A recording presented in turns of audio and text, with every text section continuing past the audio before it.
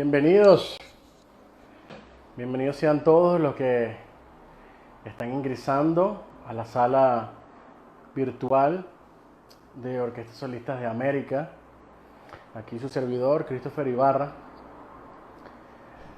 Tengo el agrado, el placer y el gusto de tener un invitado, de que tengamos un invitado hoy especial, un invitado de honor, sin duda alguna un máximo exponente de la representación del violonchelo en Latinoamérica y el mundo, de los mejores violonchelistas que actualmente hay en el mundo y que tenemos la dicha de que sea latinoamericano o que sea venezolano, el maestro William Molina Sestari. Tendremos la dicha de tenerlo hoy con nosotros.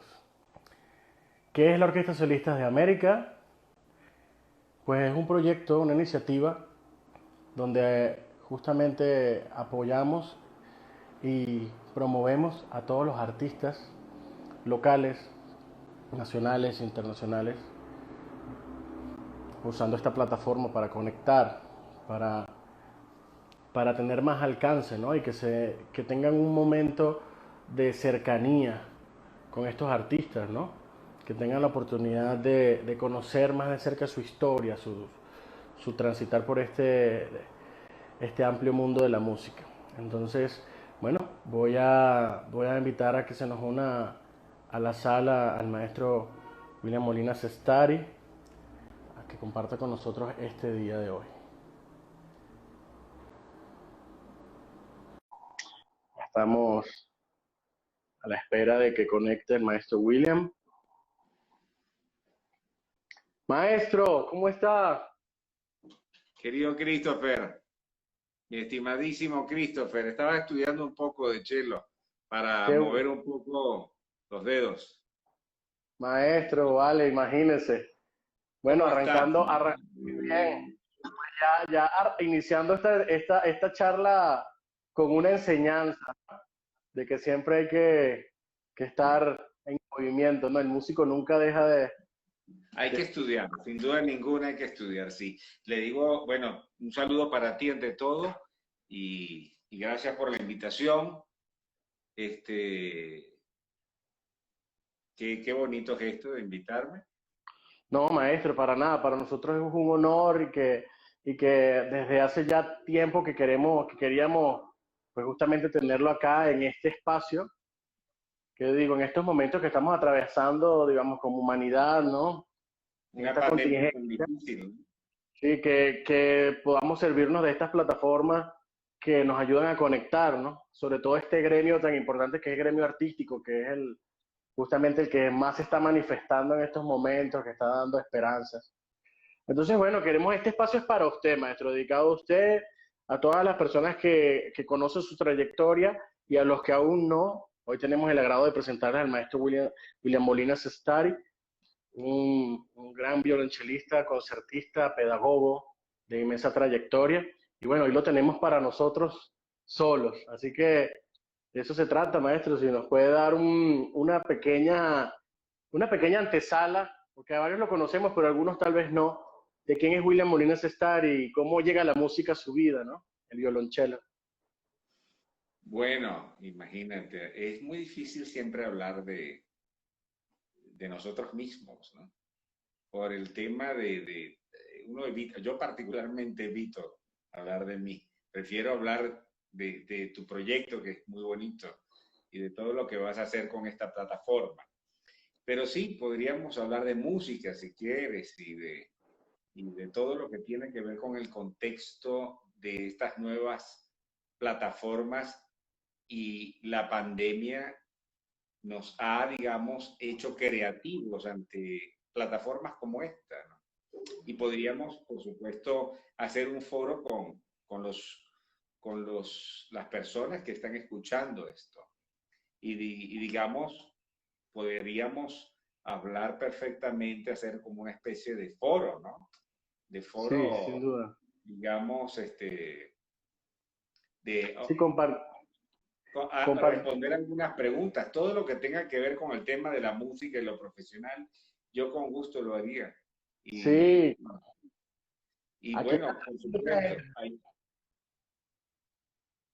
qué bonito, qué bonito. Me alegra mucho que me invites a tu programa.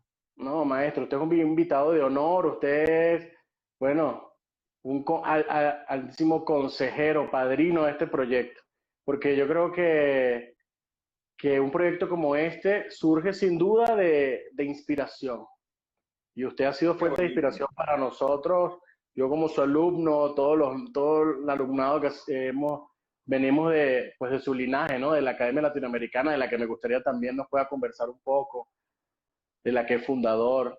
Entonces, este es un proyecto que viene impregnado de toda esa energía, ¿no? De esa visión, de que es de unir, ¿no? De la empatía. Por acá Bueno, se sí, conectan varias personas. estamos viviendo un momento que nos debe unir todo esto, con todo esto, no solamente el hecho de estar resguardado en casa, hay unos que le llaman encierro, o yo prefiero llamar resguardado, ¿no? Porque Totalmente. son momentos bien aleccionadores para la humanidad, en todos los sentidos, en el sentido filosófico, humano, en el buen sentido, todo lo que encierra la filosofía, la espiritualidad, todo lo que encierra es reflexión de muchas cosas, ¿no? Y sin duda ninguna debemos tener en cuenta que estos momentos ayudan mucho a redescubrirnos nosotros mismos a través de la creatividad también, ¿no? De la parte espiritual, de la parte, o sea, haciendo a un lado las diferencias que puedan tener las personas, los seres humanos, en cuanto a la religiosidad, las tendencias políticas, no. Hay algo que tenemos que aprender de esto y va mucho más allá de las doctrinas, de las políticas, que es mucho más del lado humano interior, la parte interior del ser humano. Y eso es donde precisamente de eso creo que debemos aprender, de nosotros mismos tenemos que aprender muchísimo. Sí, sin Y, duda. y estos son nuevos tiempos de reflexión en muchos sentidos, no solo cuando estudiamos, sino que tenemos que recrear dentro de la casa un montón de cosas que tengan que ver con por qué sucedió esto, por qué permitimos que esto sucediera, por qué la sociedad está como está. Claro, una persona no va a cambiar todo, ni algunas personas, pero sí podríamos colaborar a través de esto. Porque a través de esto, digamos, estas plataformas, y te agradezco, podríamos hacer un foro que despierte algún tipo de interés, ciertas preguntas con respecto a la interpretación, a la música. Sí, imagínense. Aquí Acabo es, de recibir una invitación de una gran amiga de una amiga que es Rocío Valencia, la mamá de Santiago. Mañana, no le quiero hacer la publicidad, pero voy a aprovechar porque me gustó. Él comienza a realizar el integral en casa, diría at home recital, ¿no? Recital de casa, el integral de las 6 suites de Bach, y sería interesante que viéramos a Santiago. Yo de hecho le dije ya a Rocío que me voy a anotar allí. Yo mañana wow, lo voy a... todos deberíamos Mañana, anotar algo que ver. claro, creo que va a ser una parte mañana y una entrevista mañana y luego más adelante, porque bueno, Santiago Cañón es una referencia a seguir y yo invitaba a Rocío que, que deberíamos hacer, yo le estaba pidiendo a Rocío que por favor hiciéramos, aunque sea un trío con ella, que limpiara su chelo de nuevo y que hiciéramos un trío con el hijo. Y él me dijo, ni sueñes, me dijo en el WhatsApp. Y yo le dije, pues no voy a soñar, lo vamos a hacer, no acepto un no. Y entonces me puso un no así, pero bien grandote en mayúscula. Qué maravilla, maestro, eso sería increíble. Además de que usted conoce a Santiago desde que era un chiquillo, ¿no? Conoce Bueno, toda la vamos a ver si logro convencer a Rocío. Si no, pues haré algo con Santiago. Le voy a proponer hacer algo. Vamos a ver.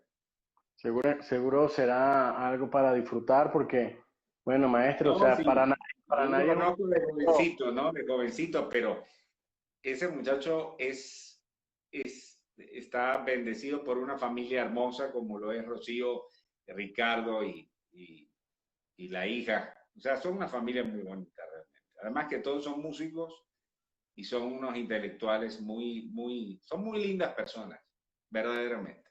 Debo decirlo. No estoy diciendo esto porque a mí Rocío no se me está pagando para decir esto, pero yo creo que No, debo lo decir. dices del corazón, ¿cómo no? Es que se conocen de tanto tiempo. Hay que decirlo porque yo los quiero mucho y los admiro mucho y eso hay que aplaudirlo. Sí, Además, justamente lo que comenta usted de las plataformas de que se prestan para que los artistas puedan, como lo acaba de mencionar de Santiago, uno pueda acceder a un concierto como ese que tal vez en otras circunstancias sería prácticamente imposible, ¿no? Conseguir un boleto para... imposible. Pero Igual además como lo bonito, porque la verdad que a usted es un gran solista de envergadura y cuando va a tocar un concierto de solista, pues también los boletos se agotan. Así que muchas bueno, gracias. me consta, me consta. Y la verdad que yo invito a todas las personas acá a que sigan las redes sociales del maestro Molina. De verdad, sobre todo en YouTube, me atrevo a decir que es uno de los chelistas con más música, con más versiones y más interpretaciones del violonchelo, de grandes maestros. Lalo, Pero Sanz, Borjak, yo debo decirte, yo debo decirte algo. Hay tantos jóvenes chelistas como Santiago que están dando a disfrutar. Es una maravilla escuchar, por ejemplo, su ginastera. No solo su puneña con su CD, pero tantos wow, jóvenes como Fernández, como por ejemplo Pablito Fernández, como Kian Soltani, el joven macedonio. Debo decir que hay muchos jóvenes, bueno, que la son nueva conocidos. sin duda. Unos son más conocidos que otros, sí, pero yo particularmente creo que Santiago está abriendo un camino importante eh, con tocar el concierto de Ginastera el uno o el 2 es importante, porque esa brecha es importante, esto es América Latina. Exacto, un Y lo más representante de bonito, Latinoamérica. y lo más bonito de las nuevas generaciones, bueno, tú mismo eres un excelente chelista, Christopher. Hay Gracias, muy maestro. buenos chelistas, hay muy buenos chelistas que tienen que dar propuestas. Todos sabemos que nos toca hacer cosas en línea, como no solamente estas cosas, la didáctica, todo lo que es la dinámica pedagógica, pero sin duda ninguna también forma parte, y eso lo digo porque todos tenemos que crecer, no solo tomando la clase en sí, sino viendo un concierto en línea, por ejemplo, como lo que haría Eso, Santiago con sus 6 suites de Bach, que creo que totalmente. mañana comienza con una entrevista, pero que tocó una parte, luego la semana que viene hace no sé si es el integral, O como lo pero hizo entonces, el maestro Yoyomá también, ¿no? Que se lanzó, bueno, tocó, wow. Yo lo vi completito, 2 horas y 40 minutos. Me quedé así, wow, un recitalote, ¿no? Eso es realmente maravilloso. Pero uno aprende mucho escuchando a los demás. Yo creo que totalmente. yo siempre voy a decir que somos eternos estudiantes. Yo creo que uno aprende a medida que no solamente observa, el sentido de la observación es fundamental, ¿no? Pero además del sentido de la observación, el escuchar bien, porque no es lo mismo echarle oreja, como dicen unos por ahí, que escuchar. O sea, el oír, escuchar, son cosas que hay que prestar atención en los términos. Y el hecho por ejemplo, ver un concierto y escuchar es diferente. Cuando uno ve un concierto, uno ve también la gestualidad del músico. Y cuando ves la gestualidad del músico, de lo que interpreta y hace también, es una manera, es un idioma también, una manera de hablar con él, el que está del otro lado del escenario. Llámese que esté en casa o que esté donde esté. Esto es lo que ha permitido precisamente aprender de uno mismo y de lo que uno observa, ¿no? Por ejemplo, cuando uno enseña, uno dice, bueno, voy a enseñar, pero uno realmente debe aprender a enseñar porque cada mundo, cada cabeza es un mundo. Sí. Cada ser humano es un mundo y uno tiene que ingeniarse cómo hacer para que ese alumno pueda evolucionar sin imposiciones que no tienen nada que ver con su ritmo de trabajo, al igual que otro alumno. Que cada uno es un mundo diferente. Sí, o sus Yo creo que facilidades particulares, ¿no? Que cada uno así tiene. es, porque hay personas que escuchan, pero no prestan la atención suficiente. Por eso es que por eso pienso que el hecho de prestar atención a un audio no es lo mismo que un concierto que tenga audio y video, ¿no? O sea, que lo veas, percibas el idioma corporal del concierto, de la gestualidad, y que ese idioma, a través de la música, lo empiezas a... Es como dos tipos de idioma, el auditivo y el idiomático gestual, que cuando tú este, Esta das, gente, das el mensaje, el hecho de hacer un gesto sentido, ya eso acompaña la música y da otro tipo de referencia. O sea, aprender a total. escuchar es importante, pero aprender a observar, porque no es lo mismo decir, bueno, voy a escuchar un concierto que voy a ver un concierto. Cuando tú ves un concierto, tú ves todo Experiencia. lo que está alrededor, la reacción incluso del público a tu alrededor, el comentario o lo que, el suspiro que hace el público cuando dicen, wow. No lo dicen, pero tú sientes el suspiro. Eso es un ambiente. No es lo mismo que tú vayas a ver una película en tu televisor, en tu televisión, Netflix, lo que le llames, cualquier tipo de redes, y no es lo mismo que tú vayas al cine, a ese ambiente. Bueno, a mí me encantaba ir, por ejemplo, al autocine, que era muy interesante en la época cuando yo era niño, porque cuando veía el autocine, tú podías ver aquella pantalla y el ambiente de todos los carros estacionados, las personas no solamente estaban adentro, estaban afuera, sentadas encima del capote, eran otros carros también, no eran como los de ahora, que son un poquito más sintéticos los carros. Entonces te sientas en un Sí, carro ahora, pero digamos que ese ambiente en un concierto al aire libre, yo lo veía así, el concierto al aire libre es como ir al autocine de antes. Ahora con el COVID no podemos hacer eso, por supuesto, pero digamos que hemos aprendido a escuchar. Ahora, yo particularmente he aprendido a escuchar, que es muy distinto cuando tú escuchas sin audífonos que con audífonos, porque estás apreciando la ingeniería. Las sí, maneras de total. escuchar tienen vertientes. El escuchar un smartphone de esta manera, un teléfono así, pero no es lo mismo que cuando le conectas el auricular y tú dices, ah, estoy apreciando la grabación, la ingeniería, el sonidista, el sonido. Y eso es otro tipo de apreciación. Muchas veces se pierde, por ejemplo, la reverberancia de un buen bajo que tiene Los un armónicos. smartphone, no lo tiene externamente, lo tienes que conectar a un audífono. Entonces, saber escuchar en cuanto a los conciertos, en cuanto a saber, no solamente la atención de escuchar, el artista solista, la orquesta que acompaña, si es orquesta, o sea, el pianista que comparta el escenario. No es bueno decir, y eso es una recomendación para todos, señores, que el pianista sea un simple acompañante. Eso no es así. El pianista comparte el escenario con aquel que ejecuta con nosotros. En este caso, si vamos a tocar un recital de cello y decir, mira, él es mi acompañante, así, esa hasta suena peyorativa la cosa, ¿no?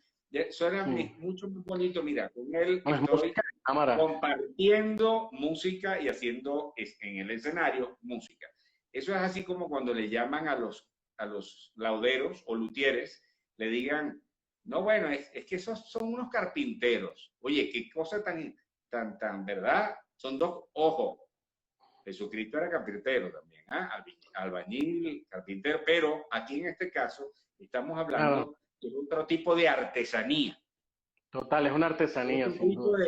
ojo, estamos hablando ya de... Entonces, ¿cómo apreciamos nosotros la música? ¿Desde qué perspectiva? Yo quiero hacer una reflexión. ¿Cómo se escucha la música en casa? ¿Con o sin auricular? ¿Con, con parlantes, con bocinas o sin bocinas? ¿Autoparlantes? ¿Con qué? ¿Con qué se aprecia? Se aprecia la ingeniería, el instrumentista, lo que está en el entorno. Si es un recital, se aprecia el dúo como tal o solo el solista chelista, porque muchas veces una sonata de Frank tiene más, la sonata de César Frank tiene mucho más el pianista que el propio cuerdista, llámese violinista o chelista. Total. Entonces, acá estamos hablando de una sonata de Rachmaninoff, por ejemplo, para que es violonchelo y piano, uno le dice que es para piano y violonchelo. Bueno, Totalmente. esto depende de la óptica, porque el cello tiene una parte lírica importante, pero el piano tiene una dificultad impresionante como si fuera un concierto. De Hola, hecho, la sonata de Rachmaninoff, imagínate, es el opus siguiente del segundo concierto. Es opus 18, 19, por ahí está, y el concierto, uno de esos dos es. Entonces, igual pasa con la sonata de Chopin. Es un concierto para piano, pero el violonchelo tiene un lirismo que hay que hacerlo ver como algo. Por lo tanto, no se puede decir que es un acompañante, el pianista en este caso. ¿no? Tiene Se una tiene que parte decir que es importante. alguien que comparte el escenario. En el caso de una orquesta, llámese una orquesta de cámara, llámese una orquesta sinfónica, ¿con qué perspectiva escuchamos? Centrando nuestros ojos en la persona que toca, el solista, o centrando que el concierto tiene temas repartidos en la orquesta y que el violonchelo también acompaña en un momento dado. ¿Cuáles son las perspectivas de cómo escuchar eso? Podemos hablar de eso, por ejemplo, también, y hacer esa citación, cómo todos escuchan en casa. A mí me gusta apreciar la ingeniería del sonido de la realización del CD o Sí, del video. de toda los efectos que logran los ingenieros con la sala, el paneo, de cómo se escucha más un instrumento al lado izquierdo, derecho. Eso está Exactamente. increíble. Eso es fundamental, porque hay personas que escuchan muy diferentes las perspectivas. Tu mirada cuando se centra en un concierto público, llámese en un video, lo primero que tú focalizas es lo que quieres escuchar. Pero resulta ser que un concierto, en estos días le estaba prestando mucha atención, por ejemplo, al concierto para violonchelo y orquesta de Blasov, que es poco tocado. Estaba escuchando al maestro Slava Rostropovich, quien fue el que hizo el estreno. Y estaba escuchando, de hecho, el concierto lo estaba escuchando, pero estaba escuchando con el score. Entonces yo escuchaba lo que él hacía como melodía, temática, y lo que la orquesta entretejía de eso con sus temas y contratemas. Concierto bellísimo, simbólico, muy romántico para hacer un concierto. Blasov, un compositor importante ruso, poco conocido en el occidente, pero a mí me interesa ese tipo de idioma. Igual pasa con el concierto de Miaskovsky. Bueno, concierto de Miaskovsky para ser más conocido, pero Blasov, Roslavest, no es conocido, por ejemplo. Todo el mundo habla, por eso me encanta cuando te digo que cuando escucho a Santiago tocar a Ginastera, concierto, uno de los conciertos de Ginastera con orquesta, eso yo lo aplaudo de pie. ¿Por qué? Porque eso es algo novedoso, eso Está aporta a rescatando. los oídos. Claro, eso, además de ser un reto, además de ser un reto. Y yo aplaudo a aquellas personas que aporten todo lo que tenga que ver con un repertorio que refresque, que cultive los oídos a través no solamente de la literatura para cello solo, para cello y orquesta. El cello dentro de la interacción de un trío, de un cuarteto, por ejemplo, tú tocas en un cuarteto. Sí, señor. El cuarteto de cuerdas tiene una fundamentación extraordinaria en lo que es tan perfecto el cuarteto de cuerdas, que ya el hecho de entretejerse entre dos violines, viola y cello, es como una formación de acorde que es Sí, es la extraordinaria. perfecta, sí, sin duda es como, Es como una formación perfecta. Y si vas a tocar, por ejemplo, llámese a Beethoven, pues el violonchelo tiene como que más comida que otros cuartetos que lo antecedían. Aunque los Sí, cuartetos prusianos de Mozart, los últimos cuatro, los prusianos, son donde el violonchelo tiene mucho más, digamos, sí, al igual más protagonismo, sí. Porque bueno, sabemos muy bien que los primeros cuartetos del clasicismo, incluso los que menos se conocen, que son los cuartetos del rococó o de esa primera escuela de Viena, de esas primeras escuelas de Viena, como por ejemplo Stamitz, por ejemplo, irse a todo lo que tiene que ver con... Se toca poco y se conoce poco, los cuartetos de Spohr, por ejemplo. Por cierto, Spohr tiene una muy buena sonata para cello, tiene dos, creo, sonatas para cello y piano. Poco conocida. ¿Por qué me gusta hablar de esto? Me gusta hablar de esto porque el público tiene que conocer que no solamente existe lo que ya se conoce, y sí, mayormente el se estándar del conoce. violón. Roslavest, un compositor importante dentro del repertorio, porque no solamente escribió sonatas para cello, tocó conciertos para cello, Blasov, como lo acabo de nombrar hace un rato, pero es importante nombrar, por ejemplo, Volkon, sonatas para cello, tiene varias, y tiene, por ejemplo, hay autores que no se conocen, y tienen un aporte muy esencial. Los compositores que son violonchelistas, yo los aplaudo mucho, son valientes. No solo aquellos que escriben cadencias de conciertos, sino aquellos que dan un aporte a través de sus propias composiciones. Tal es el caso de quien fuera uno de mis maestros, Paul Tortelier. Él tiene una literatura para cello que poco se toca. Se conoce mucho la sonata Bucephal, que tiene que ver con la historia de un caballo, pero las personas no conocen Espiral, su sonata, su suite para cello solo, y no tiene una sonata, tiene dos sonatas, y tiene un montón de piezas. Tiene una que se llama Mon Cirque, mi circo, ¿no? Y tiene montones.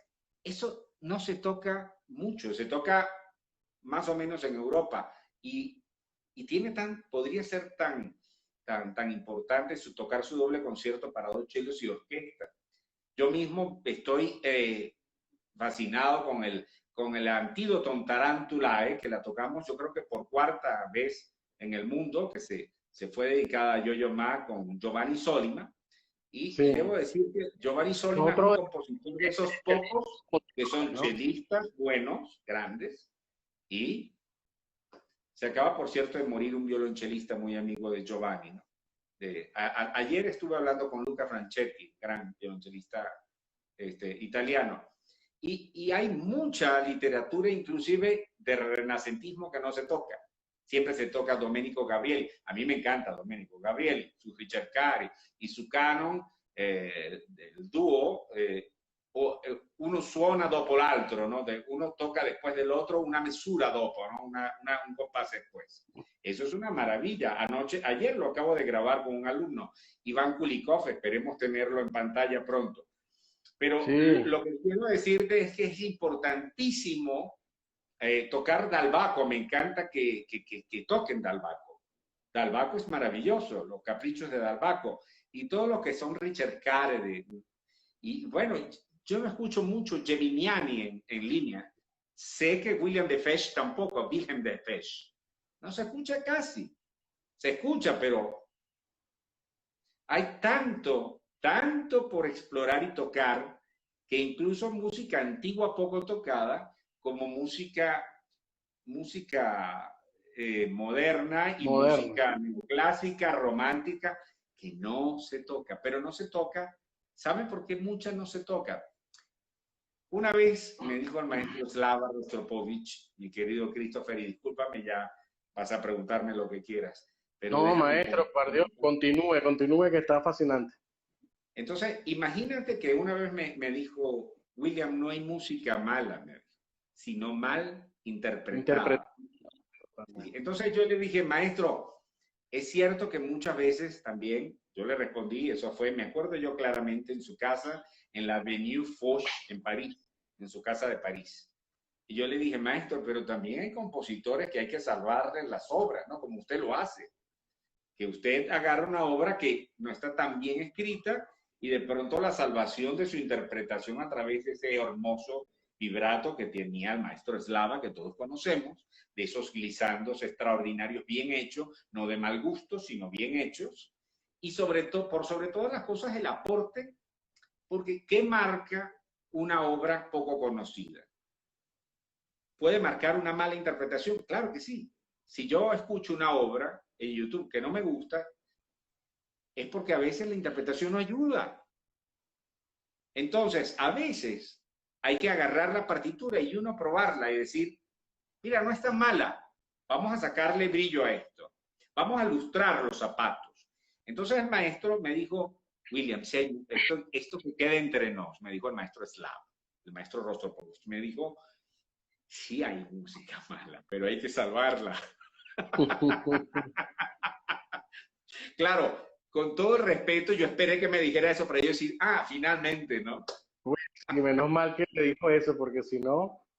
No, es que el problema más allá de el contexto de, mira, esa obra no me gusta. Decir, por ejemplo, yo recuerdo que había gente que decía, mira, esa obra no me gusta, pero ¿por qué no te gusta? Porque una vez la escuché y no me gustó. Ok, una vez tú la escuchaste, pero tú no la has tocado. Y si tú la tocas y haces una interpretación fantástica y le sacas lo mejor de esa obra, vas a hacer nada más y nada menos que magia. En ese momento estás en la responsabilidad como intérprete de hacer que el que te escuche, llámese audio o audio-video, tienes una responsabilidad enorme. Claro. Para hacerlo enamorar de una obra que no ha sido conocida. Y en eso es lo que yo aplaudo, por ejemplo, a Giovanni Solima, Santiago, a personas que, mira, yo recuerdo haber escuchado la primera vez el maestro Philippe Muller, quien fuera maestro mío en el Conservatorio Superior de París. Me dijo, vas a estudiar el concierto 1940 de Paul Hindemith. Cuando yo vi la partitura, sí, yo dije, sí, no manches.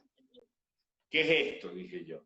La única referencia que existía era una referencia en ese entonces, era mi maestro Paul Tortelier tocándola con una orquesta de Praga por allí.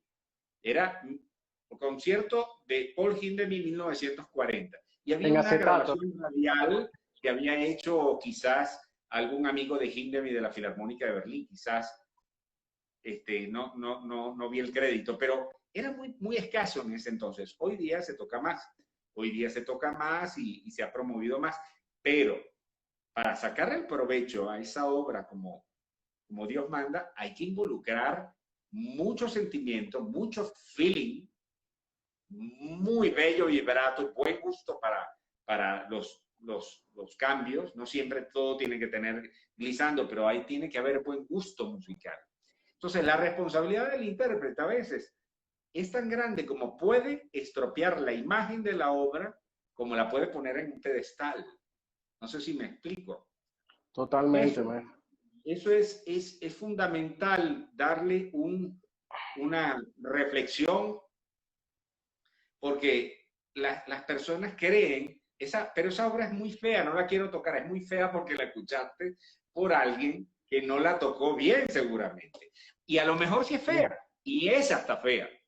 ¿Y cuál es tu deber? Embellecerla. Pues, embellecerla. Claro. Hacer de esa obra una obra maestra. Es como aquel que va a recitar un poemario, como yo llamo ¿verdad? Digamos, los que recitan poemas. En este caso, a veces, dependiendo de quién lo haga o cómo lo haga, tú te aburres, te duermes, o te sales y te vas. Tú ves, o lo disfrutas porque a lo mejor quien lo está leyendo, te atrapa, ¿no? Claro, te atrapa. Vasil, здравствуйте. Mira, Vasil siempre me está siguiendo. Entonces, bueno, es importante y quiero, hello, Vasil. Sí, por acá muchas personas, maestro, y varios lo han saludado. Estoy viendo que hay montones de preguntas y todo. Entonces, yo debo decir que a mí personalmente me da mucha alegría que tú entiendas eso, porque yo sé la calidad de músico que eres tú, Christopher, que eres muy polifacético. Vamos a seguir hablando de esto. Pregúntame Sí. lo que quieras preguntar. No, maestro, imagínese, ¿no? Yo sabía que esto iba a pasar porque la verdad que tener al maestro William Molina es un honor porque yo siempre he dicho junto con mis colegas que somos como hijos de él, porque nos formó, es una enciclopedia de sabiduría, no solo del violonchelo, sino de la música en general, ¿no? De la música de lo basta de la música, ¿no? Además de que un fiel estudiante diario está consumiendo literatura, está indagando, está buscando. Y yo creo que el llamado para todos los colegas que están acá presentes, creo que hay muchos violonchelistas, ya espero poderlos saludar a todos, y también músicos en general, creo que el llamado, sobre todo en este momento, es eso, a rescatar la música que es poco tocada, la música de compositores latinoamericanos, la música de compositores que tal vez no son tan conocidos dentro de lo que llamamos el repertorio estándar del violonchelo o de cualquier otro instrumento, ¿no? Y aprovechar ahora estas plataformas, ¿no? Para poder promover a esos grandes compositores y dar una buena propuesta, no juzgar la música tal vez porque te llevaste una mala experiencia con un intérprete que tal vez no lo dio todo, ¿no? Y darle la oportunidad a esa pieza y abordarla tú mismo y dar una propuesta mucho mejor, ¿no? Como más integral. Por aquí, bueno, maestro, varios no voy a poder saludar, pero muchas personas se conectan y lo saludan. Le dice Liliana González, saludos, maestro. El gran conductor se conecta de la parte de producción. Ojalá se pueda quedar en el en vivo de IGTV. Saludos, maestro. Abrazos de parte mía y de Leandro. Ah, Salomé, por acá, Salomé, claro que sí. Y sí, Un está. saludo, a saludos a todos, ¿ah? Porque son tantos que, Se va por a ejemplo, quedar Basil, que de Ucrania, de Basil de Ucrania, yo Ucrania. le envío un abrazo y Brasil también, de Ucrania, de Brasil, saludos, maestro. No, imagínense, es un privilegio tenerlo acá, maestro, de verdad. Disculpen si no lo podemos saludar a todos, ¿ah? Por acá, Emiliano felicidades. de Gante, saludos Emiliano, saludos Juan José Estabilito, saludos para todos los que han escrito, Bedaiza Gutiérrez, son Glenda, muchos, incluso siempre creo que Rocío ya se conectó también. es impresionante por acá y siempre dando cátedra. Hello from Ucrania. Ah, Basil, aquí está el maestro, bienvenido. Basil, Saludos, здравствуйте, Basil. saludos desde Tepatitlán, también acá Hanna. Ah, saludos. Yuram también se conecta por acá. Saludos, maestro, le dice Yurán, mi Yuram. querido Yurán, claro. Saludos, Emiliano, Giancarlo. Dios te México, bendiga. Y Yurán también. muy feliz Astrid, con el maestro, dice Emiliano. Saludos, maestro, nuestro padre en el saludos, violonchelo. Franger, saludos. Escucharlo. Saludos, voy viendo las rayitas abajo. Saludos a Saludos desde Astrid Dash, Chelo Music a 91. Jairo Ortiz. Saludos, mi querido Jairo. Saludos a Saludos Mariu. de María y Fran Saludos a Mariu. también, maestro, desde Chile. Y a Bueno, Frank, claro que sí, desde Chile. una No, cosa es que mira, internacional. tendríamos que solamente por acá saludar solamente. A Exacto. Nubia Fierro desde España, mi alumna también. Yuram, imagínate, tanta Saludos gente. Yanela de Italia, mira, saludos a Rocío. Rocío, ya sabes que tenemos un deber, que tocar juntos. Debemos tocar juntos. saludos, estimado, y un gusto Vamos para a, tenerla vamos a acá. tocar.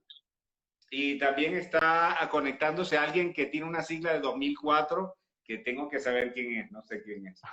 Bueno, señores, mira, yo les aprovecho para decirles que los que sigan al maestro William, que ya lo tengan en sus redes sociales, pues están en lo correcto. Y los que aún no lo sigan, síganlo ahora. Maestro, cómo es su Instagram? Acá es William Molina. ¿Cómo es su red social? Este es Chelo Molina 6, Chelo. Bueno, la verdad que Ya le voy yo a mismo no sé, yo mismo no me acuerdo, porque no la manejo yo, me la manejan. Yo la verdad que tranquila. Ya le voy a decir, sigan la página del maestro y en YouTube, si quieren disfrutar un día de violonchelo de la mano de un gran intérprete, justamente haciendo honor a lo que está predicando, de verdad le digo y todos los que lo conocemos, una persona, un intérprete que deja el corazón en el escenario, que deja el corazón en cada nota. Y yo creo que es la misión que tenemos los artistas, es lograr llegar a ese punto donde ya dejas a un lado la técnica, todo el trabajo previo para, para volar, para viajar en la ejecución a la hora de interpretar, ¿no? El concierto. Aquí está su red social, es Chelo Molina 6.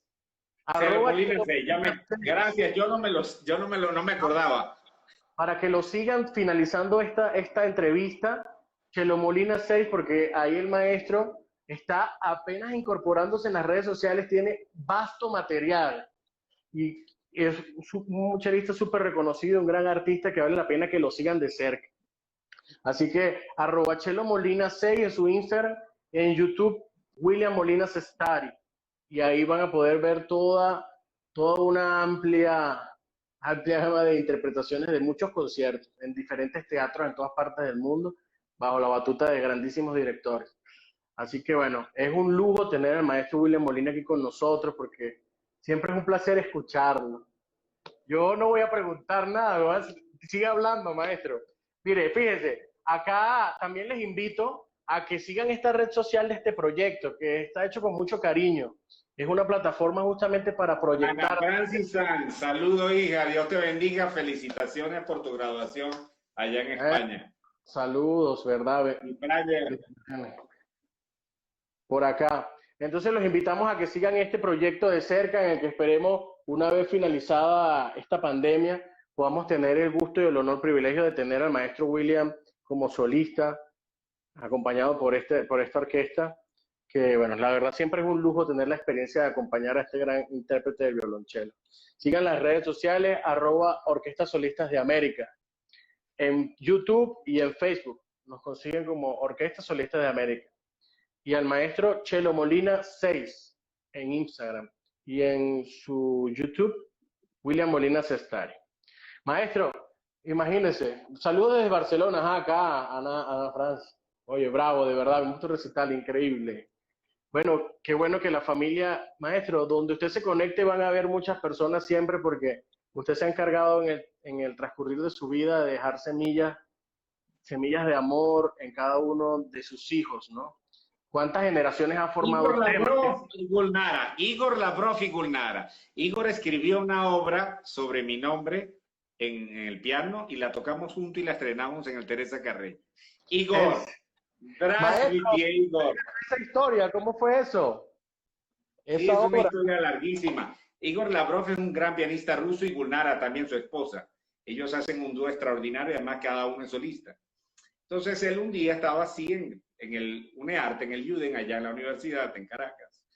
Y la escribió, creo que la escribió sentado en su piano la noche anterior y me la entregó, una hojita pequeña. Y en eso yo me siento a tocarla con él y todo estaba basado sobre la nomenclatura de mi nombre. No, qué maravilla, qué La genialidad. estrenamos en Teresa Carreño y eso fue algo, un recuerdo muy bonito, de verdad. Ahí tenemos a Juan José Estabilito. Qué bonito. Hablando que maestro, hablamos del alegro concierto de Davidoff. Bueno, el alegro de concierto de Davidoff para todo el mundo es el inspirador de la Sinfonía Concertante. Todo el mundo sabe que el concierto para violonchelo Opus 58 de Prokofiev, como dicen en Moscú, Prokofiev, ¿verdad? Saben muy bien que el concierto Opus 58 fue revisado al lado de uno de sus alumnos, porque él también, Shostakovich, al igual que Chevalin y Prokofiev, le dieron clase a Rostropovich, armonía, contrapunto y todo este tipo de materias, composición, etc. Entonces Prokofiev le dice a Slav, quiero que me traigas una obra bien difícil para yo reexaminar mi concierto Opus 58. Y entonces, por supuesto, él llegó nada más, ha podido llevar una obra, ha podido llevar una cosa más sencilla, pero llevó la sinfonía, llevó el alegro de concierto de el compositor Davidoff, que era un compositor gran chelista, ¿no? Tiene 4 conciertos, una balada para cello y orquesta también, una fantasía para cello y orquesta, ambas se tocan poco, De verdad que en las últimas de los 4 conciertos siempre se toca el 2 y se toca el 4. El 1 se está tocando más ahora. Allegro de concierto se toca poco también, pero menos se toca la balada y la fantasía para cello y orquesta. Casi todo el mundo toca La Fuente, ¿no? Di Fontaine, todo el mundo la conoce. Pero vamos a estar claros. ¿Qué sucede con la sinfonía concertante, de Prokofiev? Ha sido inspirada para lograr la perfección del concierto opus 58, su resultado de reexaminación fue la revisión del concierto con una obra que inspiraba al lado. Por ejemplo, en la sinfonía concertante de Prokofiev, cuando ustedes escuchan en la cadenza, se dan cuenta en la cadenza aquel pocotón de elaboramiento de doble cuerdas. Bueno, ¿qué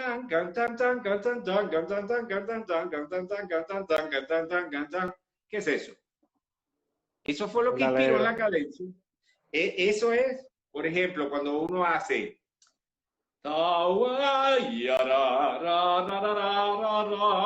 ¿qué es eso? Son distancias. ¿Qué hizo Sergei Prokofiev?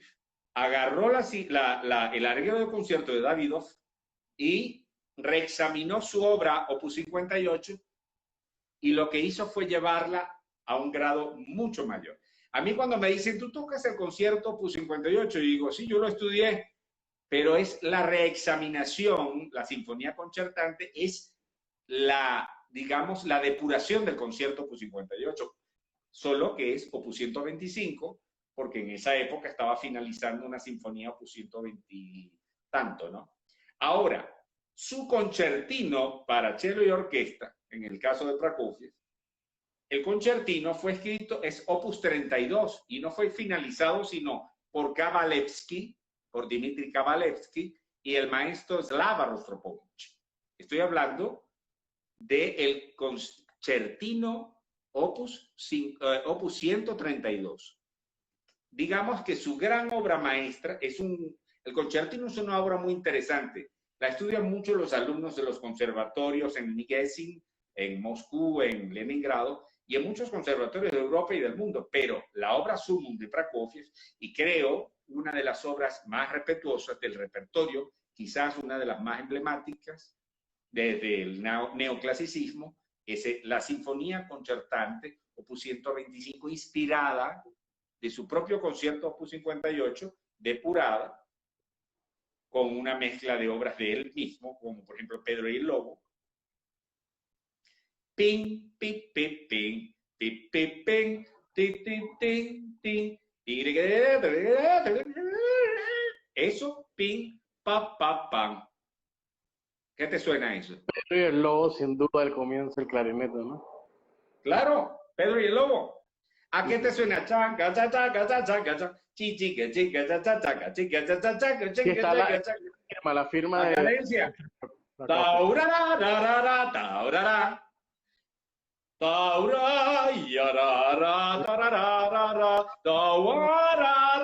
Eso es Davidov, que inspiró a Prokofiev. Esas son mis respuestas aproximadas. Podría agarrar toda la obra y te digo qué fragmento se parece a qué. Maestro, imagínese.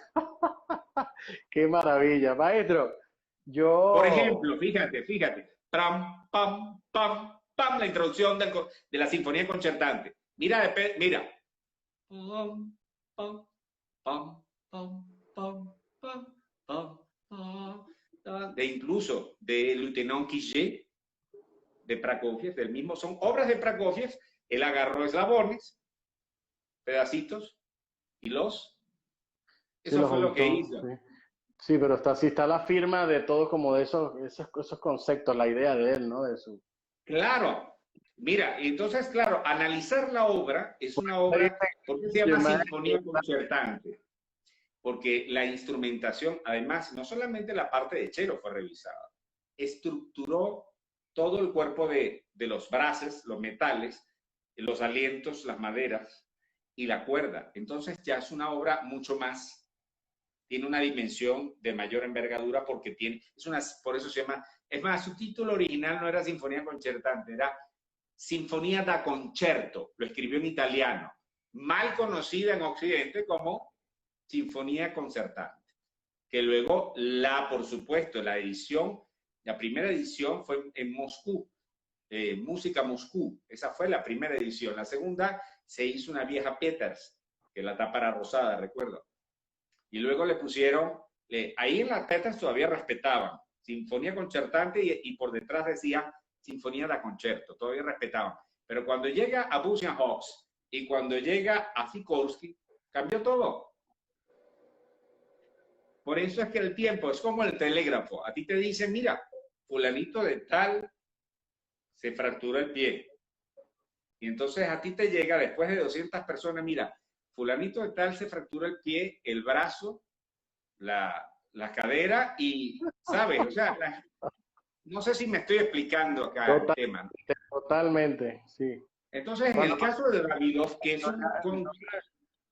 en el caso de Davidov, la Sinfonía Concertante se inspiró de, bueno, Prokofiev se inspiró para hacer del Opus 58 un Opus 155. Sí, una revisión más plus, ¿no? Más.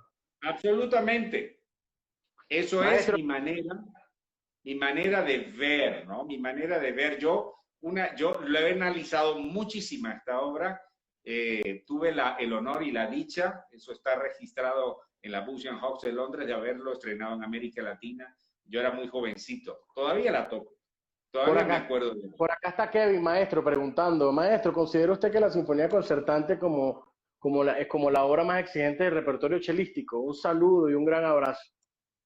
Mi querido Kevin, espero que te encuentres bien allá en Alemania.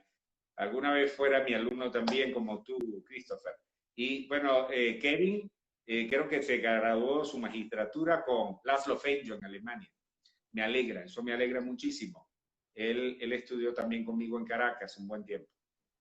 No, ahora que estoy desde la Ciudad de México, les debo decir, por ejemplo, que en el caso, Kevin, de la Sinfonía Concertante, es quizás una de las obras más difíciles, para no decir la más difícil. Yo la considero la más difícil, pero existen otros tipos de dificultades con otras obras. O sea, por ejemplo, para mí un Haydn en re es digamos, el concierto de Haydn, de Joseph Haydn en re, digamos, a mí me suena, por supuesto, más a Kraft, ¿no?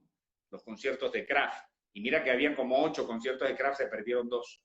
Por ejemplo, los conciertos de Kraft tenían una similitud con ese concierto de Haydn, el re.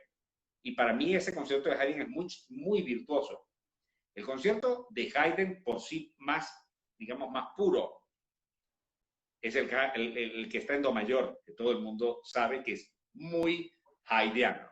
Se parece al de violín, al do mayor de violín, al do mayor de trompeta, al do mayor de piano, al do mayor de... Bueno, entonces el Haydn en re, Bilsma alguna vez, el maestro Bilsma, lo dijo en una conferencia donde yo asistí, que dijo, para mí ese concierto es de uno de los hermanos Kraft, que eran los chelistas inspiradores para Joseph Haydn en la corte de Esterházy.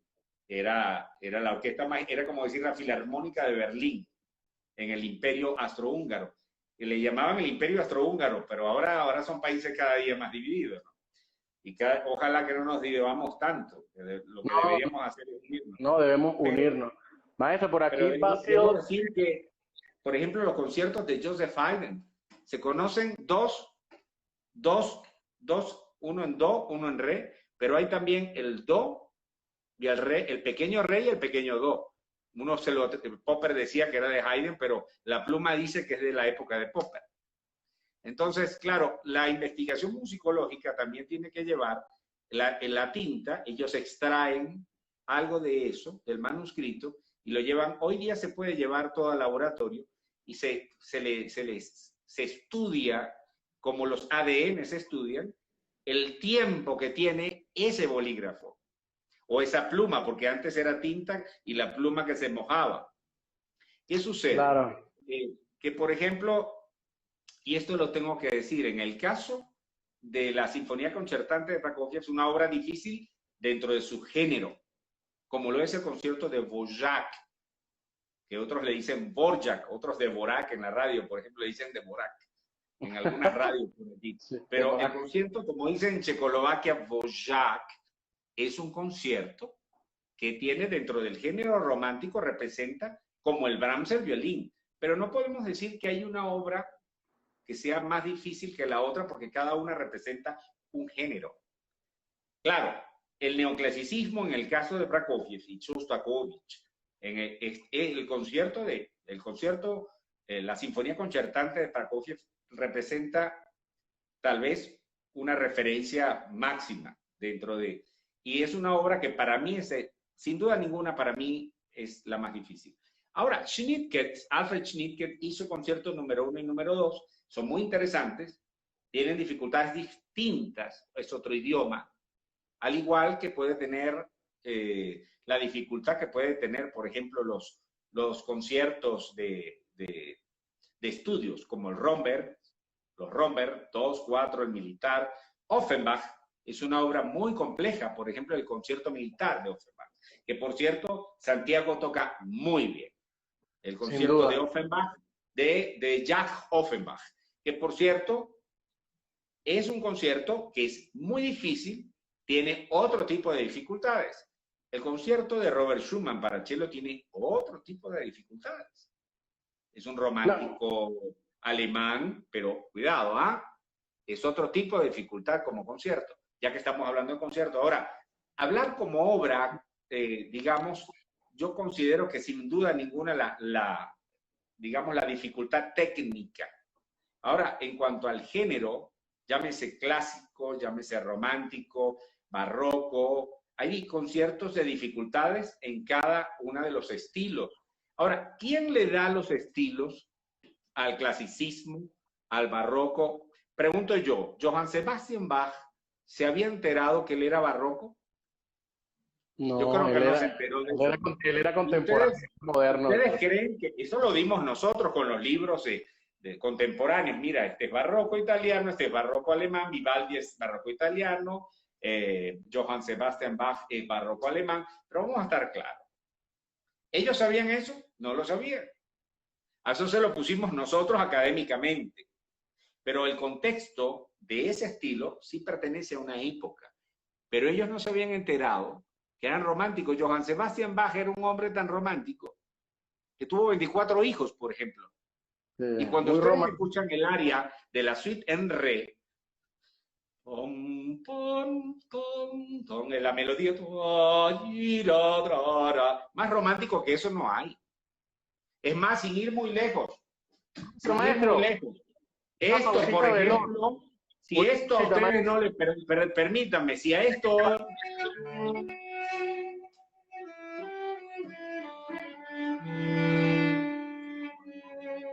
Es que, bueno, yo sabía que esto iba a pasar, maestro, con usted es inevitable, de verdad que tenemos que hacer, la idea de la charla de hoy es que se pudieran abrir unos 10 capítulos, pero igual les comento a todos los que van ingresando que un invitado como el de hoy, de lujo, amerita muchos más programas, así que los invitamos a que estén atentos a nuestras redes sociales, porque estaremos interactuando con este gran violonchelista, gran pedagogo, gran maestro, instructor, padre.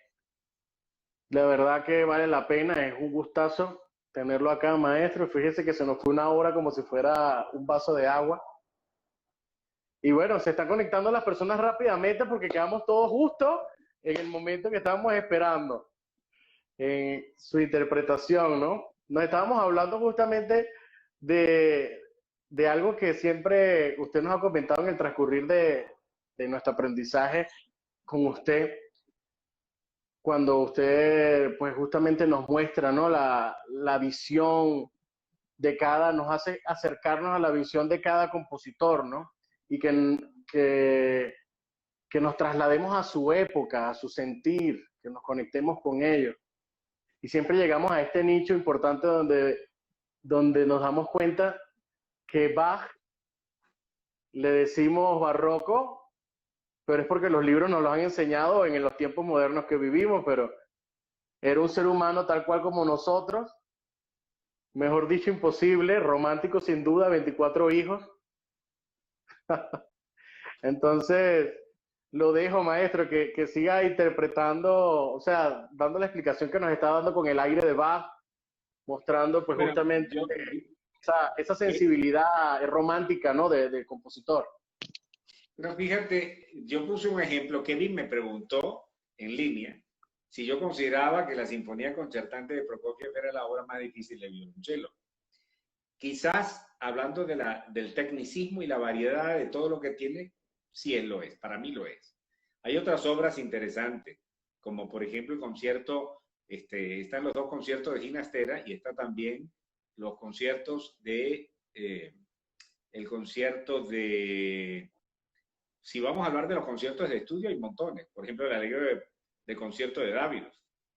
El concierto, el concierto de Jack Offenbach, que no es de estudio, en una época lo fue, ahora se ha hecho muy conocido. Pero, por ejemplo, hablar de los estilos. ¿Quién dice que el estilo es como el quien lo dice? O sea, Bach nunca se enteró que él pertenecía al género barroco alemán. Él nunca se enteró de eso. ¿Por qué? Porque los libros académicos han hecho que nosotros los cataloguemos a ellos. Pero Bach era un hombre muy romántico. Primero porque, bueno, es verdad, no existía la electricidad, ni la luz, no había televisión, no había radio, y tuvo 24 hijos. Evidentemente era muy romántico. Sin duda La alguna. mejor prueba fehaciente del romanticismo del cantor de Leipzig, de Johann Sebastian, es sin duda ninguna un, un magnífico romántico. Pero cuando tú escuchas esta obra,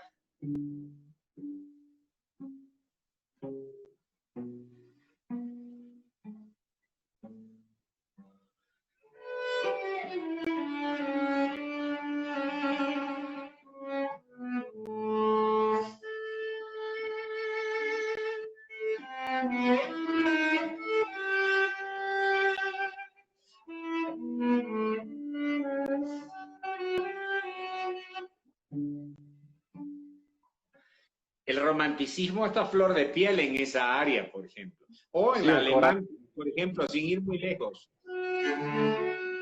Por cierto, está en re también, re mayor.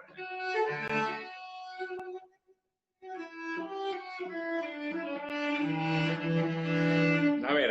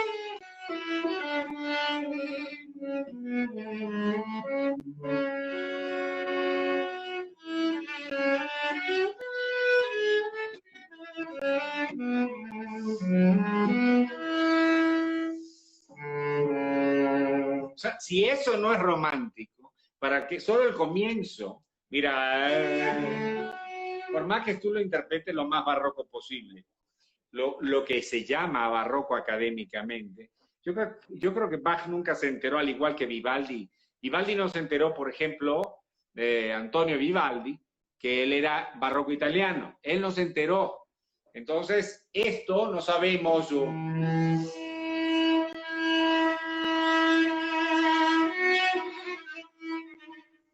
vamos a ornamentarlo como en la época, pero en la época eso era muy romántico.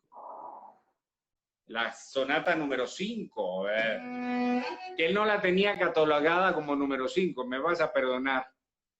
Él no la tenía catalogada, si no estaba en catálogo, era por tonalidad, como todo, ¿no?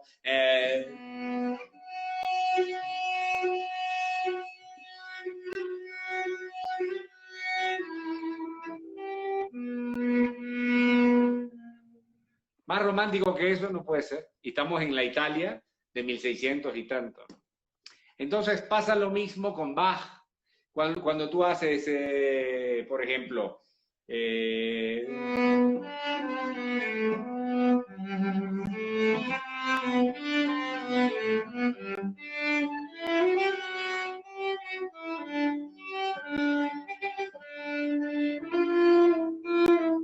por más que dejes de vibrar, por más que sea lo que sea, suena a romanticismo.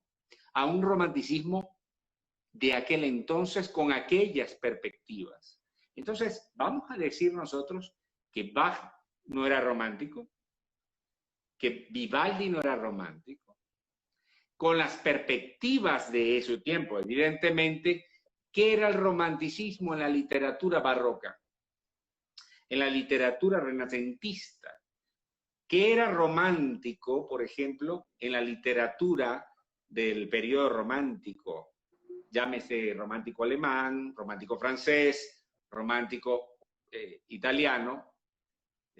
Pero, por ejemplo, yo particularmente pienso que nosotros le hemos dado esa catalogación para hacerlo más académico. Sí, como para darle un orden cronológico, para claro, catalogar. Pero vamos a estar claro, si yo realmente tengo que aportarle a ustedes esta idea, ¿creen ustedes que muchos de esos compositores se enteraron que eran de un periodo romántico o algo por el estilo, o renacentista? Nunca se enteró Brahms que era romántico, nunca. Él no lo sabía. Estoy segurísimo de ello. Por eso, yo les propongo a todos ustedes que todos los compositores fueron de alguna u otra forma, hay que ver las perspectivas de aquel entonces, eran personas que sentían y seguramente tenían un tipo de romanticismo de aquel entonces, de aquella época. Y quizás el romanticismo del hombre barroco era más naif, más inocente, más ingenuo. Era un romanticismo diferente, distinto. Sí, más filosófico, más incluso era religioso. diferente, era más hasta pudoroso. Pudoroso. Hasta pudoroso. Por la vestimenta uno nota eso. Entonces, maestro, pero aquí está reforzando lo que nos comentaba hace ya un rato de lo importante y de la responsabilidad que tiene el intérprete a la hora de ejecutar una obra, ¿no? Porque la responsabilidad de un intérprete está... O sea, de que aunque esté tocando una pieza, en este caso, dentro de los libros y la cronología musical, algo que esté dentro del periodo barroco, bien sea barroco italiano, barroco alemán, que se sienta la presencia de ese ser romántico que escribió esa obra. O sea, exactamente. ¿no? O sea, las perspectivas de su época, ¿cómo sentía, por ejemplo, Haydn cuando hacía...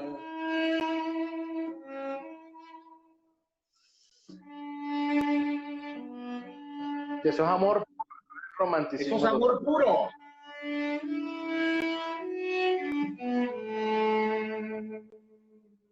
No sé si me estoy explicando, ¿no?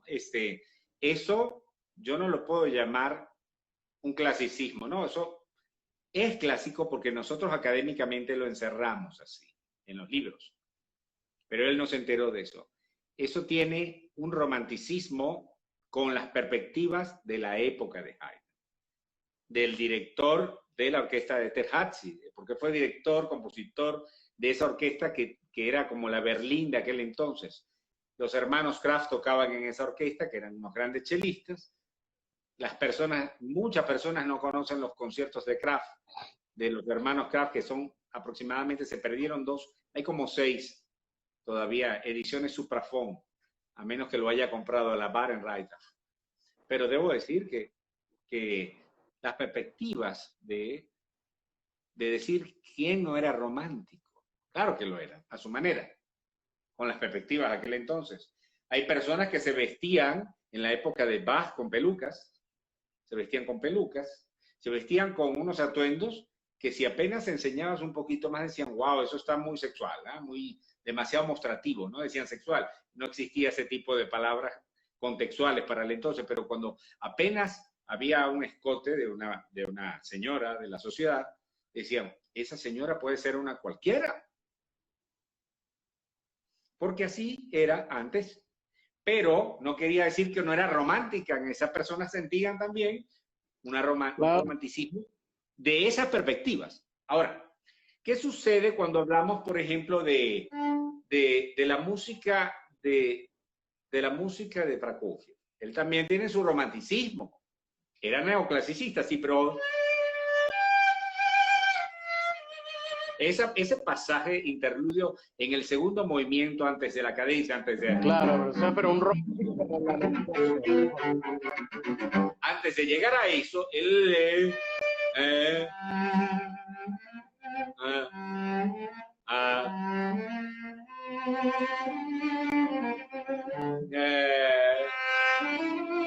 hay unos pasajes maravillosos, por ejemplo, cuando él hace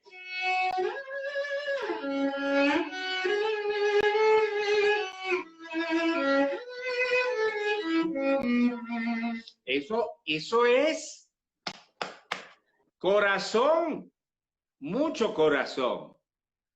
O sea, decir que no es neoclasicista, sí, pero él estaba ahí expresando, él no se enteró que era neoclasicista. No, ni él ni Shostakovich. Shostakovich murió en 1975. Y cuando se estaba estrenando en el Carnegie Hall su obertura festiva, por ejemplo, Shostakovich no se había enterado que él era neoclasicista, todavía no había salido el nombre en ese entonces en los libros. Él no lo sabía. Te lo aseguro que no lo sabía. Entonces, cuando tú escuchas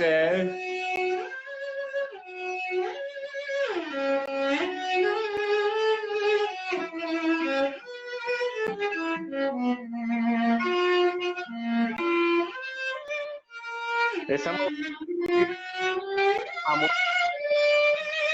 O sea, por favor, eso es cantable. Además, él coloca en algunos de los sitios de la partitura, si la ves, dicen cantabile, cantar, lo dice en italiano además. O sea, qué mejor expresividad que decir en italiano cantabile. ¿Ah? O sea, yo realmente te digo, aquí yo podría darte ejemplos de muchas obras por la cual la gente está muy, no, eso no se puede tocar muy expresivo, es neoclásico. Sí, está muy limitada, ¿no? Hay muchas que están muy limitadas a la hora de expresar. Yo creo que la expresión a través, llámese de Bach, Prokofiev o Prokofiev, no, es verdad que el vibrato es verdad, el vibrato es un ornamento en el barroco, pero el vibrato es un conductor sonoro a través de las ondas. Tú también haces proyectar, con la ondulación del vibrato, haces proyectar el sonido. Pero también el vibrato, unos le dicen que es una desafinación controlada. Bueno, yo no lo veo así tampoco. Porque sería muy fácil decir, mira, es una desafinación controlada. O sea, quiere decir que te tienes que abrir un hueco. Yo prefiero decirle que es un embellecedor de frase. Y así es mucho más lindo. Claro, de frase. Y no siempre se puede vibrar, pero resulta ser que tú escuchas al maestro Bilsma, tú escuchas y él también vibra, pero vibra a discreción, de una manera naif, inocente, de una manera pero muy, ¿cómo te digo? Cuando una persona es totalmente ingenua. Entonces, el exceso del vibrato, por supuesto, choca, porque en la época de Vivaldi, de Bach, de Geminiani, Gabrieli, etcétera. Bueno, Gabrieli un poco antes, ¿no? Domenico Gabrieli y su hermano. Pero debo decir que vibrato era una posibilidad de embellecer quizás el terminal de una frase, se vibraba una nota y era como era excesivo. No se podía tocar con los mismos ataques, se había que frotar, teñir realmente. Ahora, tú no puedes tocar de la misma forma un concierto moderno y no puedes tocar, ¿por qué? Porque las perspectivas según la época, ¿cuál es la perspectiva de un hombre romántico hoy día? Si tú, por ejemplo, le llevas hay personas que tú le llevas un ramo de flores y dicen, pero qué cursi eres, te dicen. Uno vive en su mundo de su romanticismo, tú llevas una flor y te dicen, pero qué cursi eres. Por lo menos yo he visto eso, lo he visto, ¿no? No lo he vivido todavía.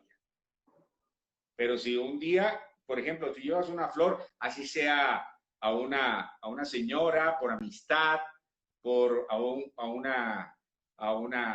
en el caso tuyo, estás en el público y quieres entregarle a una fan del público, eso también tiene su romanticismo y es bonito. A mí me gusta mucho el romanticismo, pero también me gusta el barroco y las perspectivas del romanticismo barroco. Cuidado, yo le llamo perspectivas. ¿Con qué lente lo mires? Claro. Maestro, ahora una pregunta. Ahora sí. Ahora que estamos entrando en este territorio de la filosofía, ¿no? De la interpretación, que yo considero que es un punto muy importante, crucial en todo artista, porque pues vivimos toda una vida preparándonos, estudiando, recopilando una serie de repertorios, como usted muy bien nos compartía en nuestra formación, que los conciertos no son como barajitas o coleccionables, como que, bueno, ya tengo el Borja, ya tengo el Lalo, ya tengo el Sansam. Como cromos. Exacto. Como barajitas de cromos de Panini. De cromos de Panini, exacto. Que le quitas el plástico, lo pegas y ya lo tienes. Exacto. Y nosotros llegábamos ilusamente en nuestra época de estudiantes, chicos, ¿no? Y no, bueno, ya tengo esto, tengo 4 conciertos. Pero ya cuando ya pasas esa etapa y te das cuenta que tienes que una vez más afrontar un concierto de Dvorak o una concertante de Prokofiev, y ya la has tocado, pues ya la tocaste, la estudiaste hace 20 años. En el caso de usted que tiene un amplio conocimiento del repertorio, del vasto repertorio de violonchelo. ¿Qué es lo que hace que sea diferente, no? Que usted vuelva a interpretar una obra, un concierto, ¿no? ¿A dónde ya proyecta su interpretación? ¿En qué lugar se encuentra usted a la hora de interpretarlo, ¿no? ¿Qué es lo que nos puede aconsejar? ¿Cuál es ese siguiente nivel a donde debemos enfocarnos? Que ya no importan las notas. Bueno, Christopher, qué pregunta tan importante. Sabes que eso depende. Ahora yo te voy a hablar de los escenarios. ¿Para qué tipo de público? Voy a hablar de escenarios y públicos y tipos de teatro también.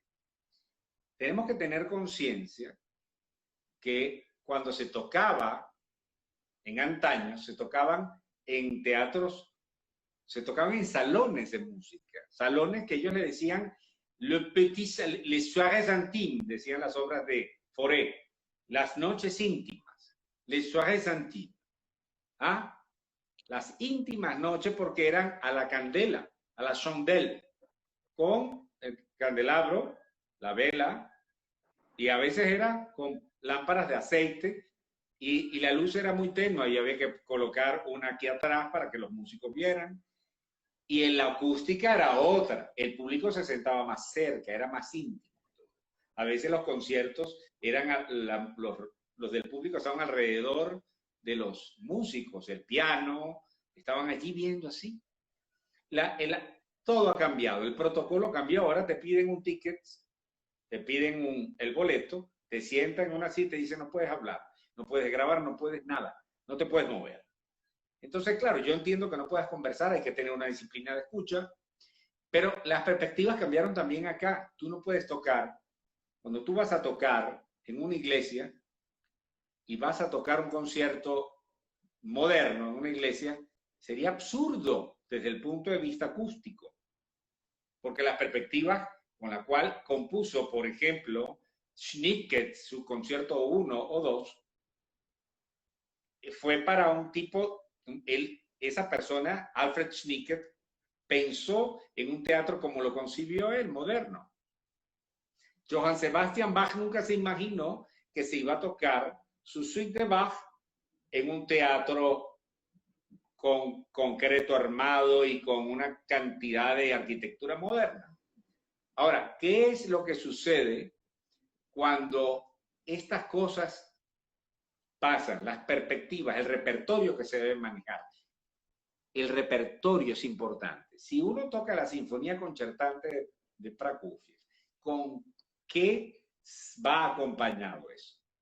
Porque tú sabes lo que vas a tocar, pero ¿cuál es el resto del programa con respecto a la orquesta? Tú tienes que vender el show, tú tienes que ofrecer arte, pero con un juego muy bonito. O sea, por ejemplo, una sinfonía de Shostakovich, como de esas de las más románticas que él tiene, que son neoclásicas, ya bien lo sabemos, pero una quinta sinfonía de Shostakovich. Una quinta, sí. Una doceava. Una doceava, una bella sinfonía, y la sinfonía concertante. O simplemente una sinfonía clásica de Prokofiev con su sinfonía concertante que ya es larga. Ahora, ¿para qué público tú vas a tocar? Tú no puedes tocar para todo tipo de público porque hay gente que se queda así como que, ¿qué es esto? Y el conocedor, el que tiene desarrollado más la sensibilidad, que te va a decir, wow, qué maravilla, y que la va a apreciar. Ahora, digamos, hoy día yo veo las óperas y veo que hay puestas en escena diferentes. Hay una enfermera que es la Madonna, que va a cantar la primera voz, y viene el fontanero, o el plomero en este caso, que es el tenor principal de la ópera, cualquier tipo de ópera. Esas son las nuevas puestas en escena que se están haciendo en el mundo ahora. Ahora, por supuesto, uno crece con una cultura diferente de lo que es el contexto de una ópera. Con una ópera de antaño, como escribió Giuseppe Verdi, llámese Rossini, o llámese todos los que hayan compuesto para la época. Ellos nunca pensaron en que una enfermera o un fontanero les iba a cantar el papel protagónico de su ópera. Entonces, aquí vengo en cuanto a la controversia analítica, y esto no es una crítica. Valga la diferencia de querer proponer y adaptar las nuevas óperas para captar un nuevo público. El otro día me preguntaron, yo no sé si estuviste presente en esa entrevista, que qué pensaba yo de los chelistas le llaman dos chelos. Y yo le dije, bueno, hay que agradecerles mucho, porque aparte de que tocan bien, hacen un show que venden, y el cello se ha convertido hoy día no solamente en un instrumento que está en primer plano, gracias también a ese tipo de apertura. Por ejemplo, el día que yo vi una película donde Woody Allen formaba parte de la banda y tenía que llevar su silla, la arrastraba, tocaba, la banda lo dejaba atrás, la retreta, y él tenía que recoger otra vez la silla. En ese momento yo dije, bueno, le tocó fuerte, hay que colocarse una correa pegada acá como los guitarristas, como hacen en la antigua Polonia. Existía en Polonia, en la antigua Polonia, en la antigua Hungría, que había violonchelistas que tocaban caminando con su correa acá pegada, y el violonchelo tenía se podía sostener. Quizás Woody Allen no había pensado en eso cuando realizaron esa película, pero debo decirte, todo es cuestión de perspectiva. Debemos entender que las nuevas tendencias van a ayudar quizás o no, dependiendo del público, porque hay públicos de públicos. ¿Qué sucede con el repertorio? La Sinfonía Concertante de Prokofiev, todo el mundo dice, wow, vamos a tocarla porque si no. Para llegar allí hay que pasar primero por un montón de repertorio que es importante conocer. Hay que hacer mucho, pero muchos estudios, muchas escalas, arpegios, Doxauer, Joseph Merck, Duport, Popper. Hay que viajar hasta allá. Pero hay personas que le gustan tomar el ascensor directamente e irse al penthouse. Como dicen, pasar por Go sin hacer el viaje. Quieren cobrar los 200 de una vez. Exacto. No, yo creo que todo es un proceso, ¿no? Todo es un proceso y tiene que ver no solamente con el desarrollo muscular, el desarrollo intelectual, comprender las obras. Un alumno mío, ruso, acá en la Ciudad de México, Iván Kulikov, me decía que él no entendía muy bien el gran tango de Piazzolla y la obra esta para cello solo, la suite de Gaspar Casado. Claro, cada quien tiene su perspectiva según su país, su cultura y para poderla hacer entender hay que hablarle un poco de lo que es la España de la época de Casado y el recorrido de lo que es la fantasía, el primer movimiento y lo que es todo lo que representa España, los diferentes sitios de España. Hay que hablarle por ejemplo, en el caso del gran tango, que no es un tango arrabal, es un tango instrumental que Piazzolla hizo para escuchar en un escenario y no necesariamente para bailarlo. Porque tú podrías bailar tarará, ta, ta, ta, pim, pam, pam, pim. Se puede bailar, pero hay algunos sitios que no siempre se puede bailar. Que va a ser instrumental, va a ser para escuchar. No sé si me explico. Existen varios tipos de tango. Entonces, a mí es que me dice, bueno, pero es que no es un tango. No, él siempre utiliza este ritmo. 1, 2, 3, 1, 2, 3, 1, 2, 1, 2, 3, 1, 2, 3, 1, 2. Estamos hablando de Piazzolla, que se llama la milonga, pero movida. Es una milonga 1, 2, 3, 1, 2, 3, 1, 2, 1, 2, 3. Pam, pam, pam, pam, pam, pam, pam, pam. Eso es muy típico de Piazzolla. Pero tú escuchas a Troilo, a Pugliese, a Osvaldo Pugliese, y escuchas a todos esos bandoneonistas de la época del tango arrabal, y son diferentes tipos de tango que ellos utilizan. Entonces, a mí me encanta este mundo porque es como cuando yo escucho la bossa nova, que la gente piensa que hay una sola bossa nova o un solo tipo de samba, y no es verdad. Existen muchos tipos de samba y muchos tipos de... Sí. ¿Por qué? Porque la costa... Ritmo, las actuaciones, y depende de cada región, ¿no? Depende de cada región y de cada perspectiva. Cuando uno va a tocar a jazz, ¿existe un tipo de jazz? No. Existen muchos tipos de jazz. Entonces, el neoclasicismo, ¿existe un tipo de neoclasicismo? No. Hay el neoclasicismo, por ejemplo, que tocó en una época, un periodo, Stravinsky, que recogió, por ejemplo, de Pergolesi, o sea, se inspiró en Pergolesi para crear una pulcinella, por ejemplo. O sea, música antigua renovada. ¿Sí me explico? Eso es un tipo de neoclasicismo. Eso es una perspectiva. Hay otro tipo de neoclasicismo.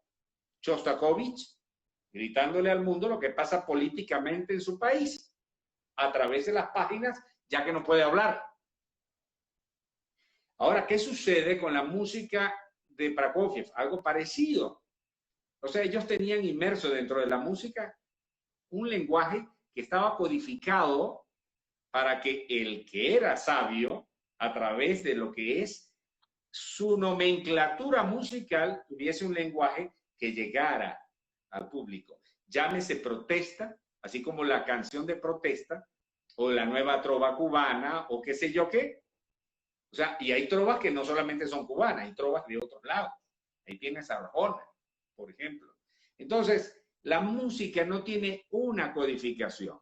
El lenguaje musical es tan variado que cuando tú dices, ¿tú tocas samba? Sí, pero ¿cuál samba? ¿La de Río o la de Sao Paulo? Tú tocas samba, ¿sí? Ahora, hay samba, hay sambódromo. ¿Y cuántos tipos de comparsas pasan por allí? ¿Y cómo la bailan? Diferentes, ¿verdad? Dime tú, hay una costa pacífica y una costa atlántica. Y hay pescados muy diferentes. El pescado azul, el pescado del Caribe, el pescado de... El pez, no vamos a hablar de pescado porque ya los comemos. Argentina, por ejemplo. Bueno, el ejemplo del tango, el ejemplo del barroco italiano. El barroco italiano tiene un menú. Hay Vivaldi, está Corelli, está... Y eso son lenguajes que no son del todo igual. Entonces, ¿quién es el que dice la verdad? El que la escribe. El intérprete tiene también una función. El Tiene intérprete tiene una función también como improvisada, ¿no? Como de composición. O sea, el es una intérprete también, recomposición, así es. o sea, el Es darle intérprete un también, lugar a la composición para hacer enamorar a la audiencia, llámese conocedores o no. claro, porque cómo haces para, cómo ha hecho, cómo ha sido posible que obras de 400 años aún sigan vigentes, ¿no? Yo creo que es por ese aporte que dan los intérpretes, ¿no? Que yo quiero acotar acá algo importante antes de que hagamos el cierre. Eh, Nuevamente los invito a que sigan la carrera del maestro William Molina Sestari. La verdad, vale la pena como estudiantes del violonchelo, que lo somos todos y todos los que están presentes acá, y a los no estudiantes del violonchelo, por cultura general, vale la pena que tengan un acercamiento, ya que hay mucha música interpretada por este gran artista. Y también, pues, próximamente saldrán a la luz su discografía, que maestro, me gustaría, si tan amable, nos pudiera compartir un poco de qué está compuesta esta discografía, que está muy variada, está muy llena de sorpresas, rindiendo honores a muchos compositores latinoamericanos y también de todas partes del mundo, ¿no? Pero háblanos un poco, aunque sea breve, un poco un viaje por todas estas fascinantes obras que usted interpreta en estos discos que están próximos a salir en todas las plataformas. Así que estén muy atentos a las redes sociales del maestro William, porque vale la pena, son unas joyas que están por salir. Bueno, muchas gracias.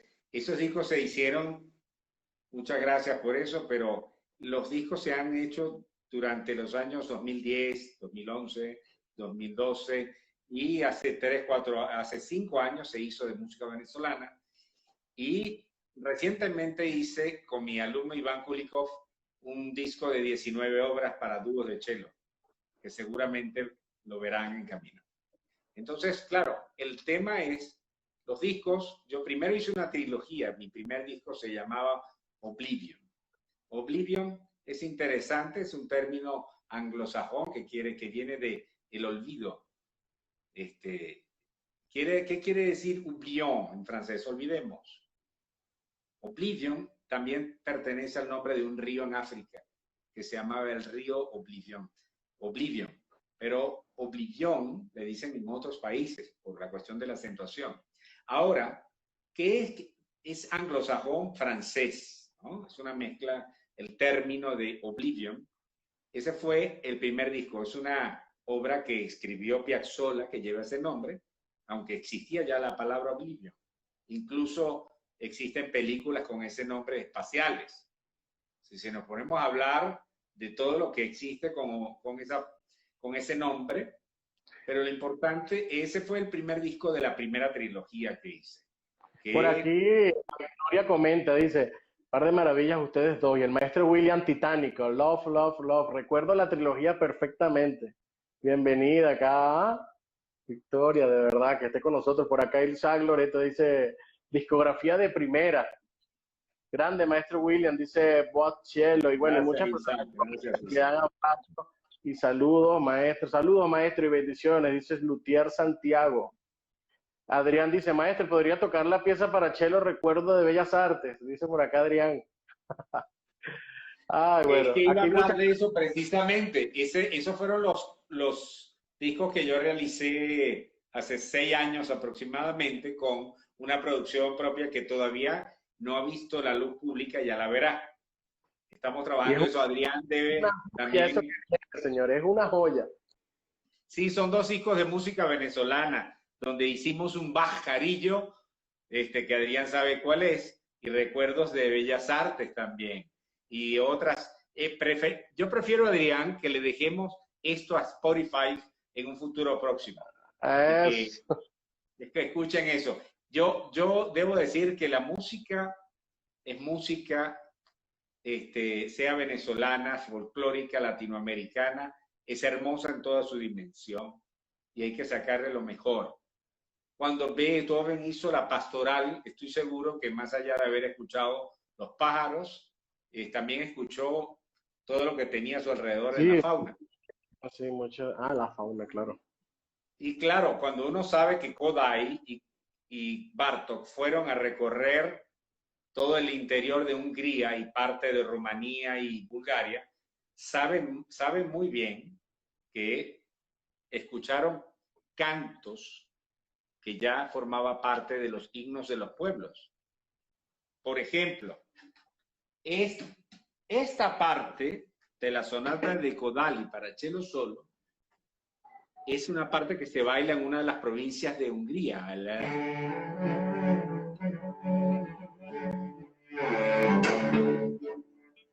Le hacen así a los pies, por cierto, como los rusos.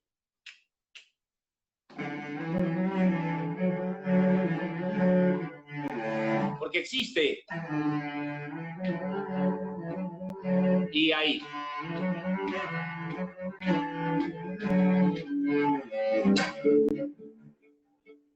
Etcétera, etcétera, ¿no?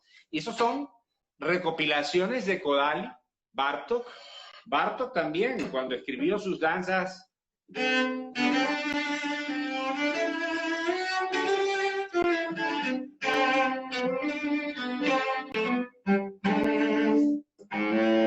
Danzas romanas que son muy famosas. Todo eso es folclore, señores. Como lo puede ser perfectamente un alma llanera, como lo puede ser Recuerdo de Bellas Artes de Adrián Ascanio, y como lo puede ser el Orfeo Negro de Luis Bonfa.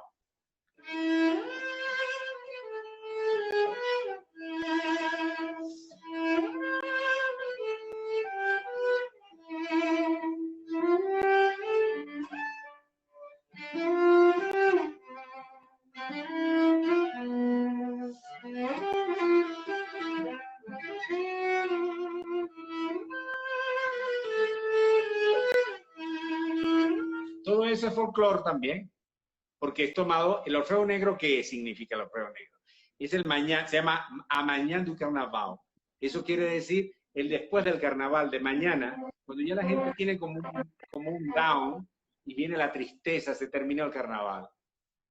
Qué triste. ¿Ah? Y, por ejemplo,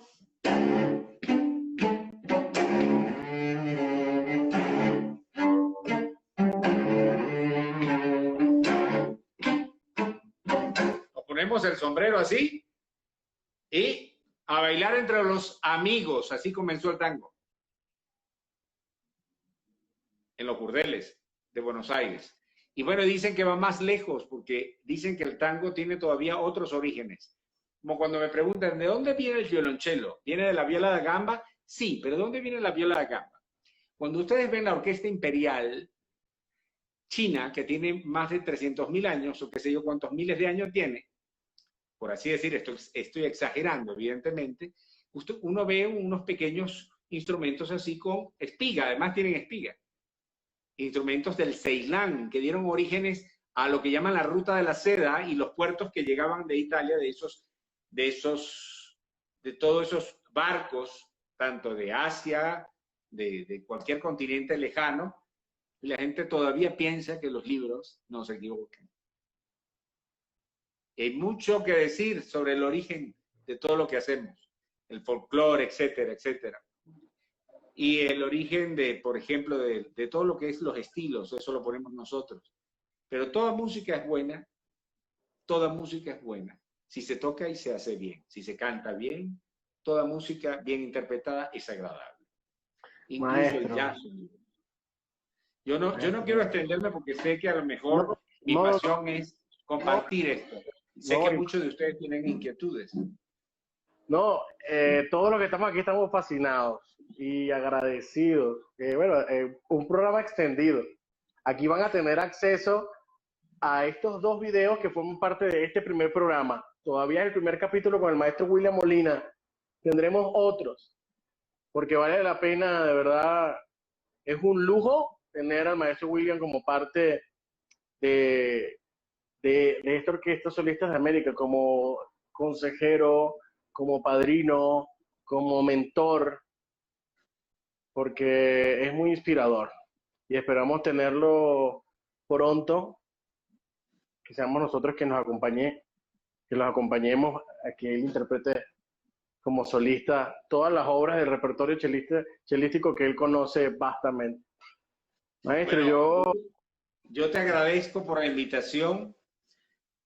Yo quisiera agradecerte a ti, a la Orquesta de Solistas de América, y quiero agradecerle a la audiencia, porque hay que ser agradecido con la vida, con el buen Señor, con las personas.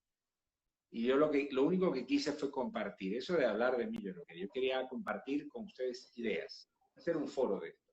no, Y que en una maestro, próxima qué gusto. oportunidad podamos hablar simplemente de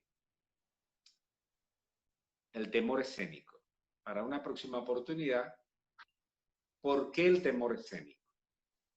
Uno. Sería, Otro tema puede ser, ¿por qué no cometer errores si todos podemos cometer errores y somos seres humanos?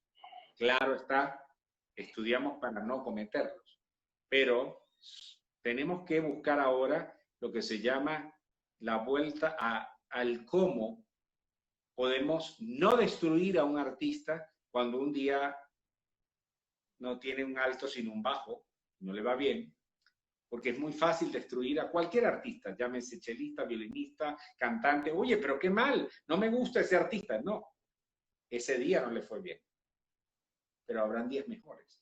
Y yo creo que todos pasamos por eso.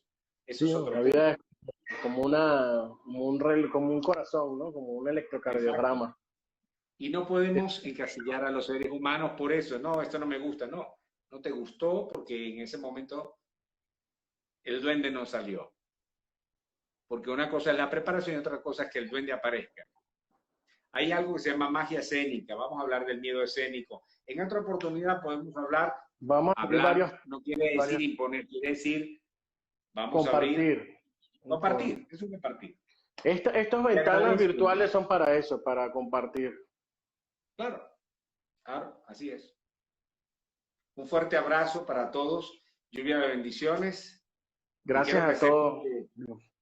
quiero que sepan de corazón, Christopher es un gran músico también y está haciendo Gracias, una Nacho. magnífica obra musical apoyando a amigos y también a personas, a seres humanos, dando música polifacética, multifacética, a través no solamente de su violonchelo, de su pluma, de sus arreglos, de su propia visión, composiciones. Ha hecho música para películas, música, arreglos. Es una persona que vale la pena hablar de él también, porque él es el que está conduciendo el programa, digamos el moderador, pero también hay que decir que es un gran ser humano, que es lo que más importa en esta vida. Más allá del currículum, la humanidad es la que se está perdiendo en este planeta. El Totalmente, amor, Mario. cosas Totalmente. esenciales.